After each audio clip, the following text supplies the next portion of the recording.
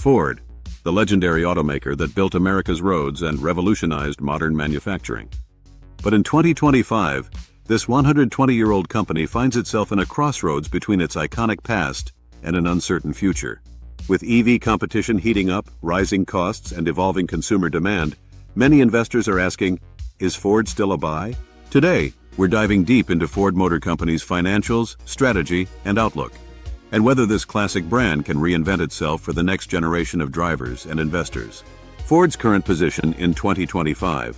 Ford is trading around $12.15 per share, down from its highs during the EV boom. The company faces pressure on multiple fronts: slowing EV sales growth, high labor costs after the UAW strikes, and intense competition from Tesla, Rivian, and Chinese automakers. Yet Ford's revenue remains strong, surpassing $170 billion annually, powered by its trucks, SUVs, and commercial fleet division. The F-Series continues to be the best-selling vehicle in America, a cash machine that keeps the company's balance sheet alive. The EV transition. Ford's biggest challenge and opportunity is its EV transition. Models like the Mustang Mach-E and F-150 Lightning were bold moves, but rising production costs and battery supply chain issues have slowed profitability. The company's EV division, Model E, still loses money, around $1 billion per quarter as of mid-2025. But Ford CEO Jim Farley insists this is part of the long-term vision. He's betting that hybrid vehicles will dominate the next few years while the EV market matures. Meanwhile, Ford's Pro division, focusing on electric commercial vans and fleet software, has quietly become a growth engine, generating billions in recurring revenue from logistics and data-driven services. The financial picture. Ford's balance sheet is mixed. The company carries over $130 billion in total debt, but much of it is tied to its Ford credit financing arm, a stable and profitable business. Free cash flow has improved thanks to cost-cutting and smarter capital allocation. Ford also continues to pay dividends, which attracts long-term investors looking for income.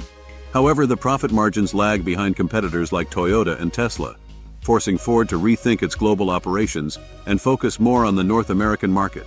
The investment outlook. So, is Ford stock a buy in 2025? That depends on your investment horizon. In the short term, the company faces margin pressure, slowing EV adoption, and competition from both legacy and new automakers.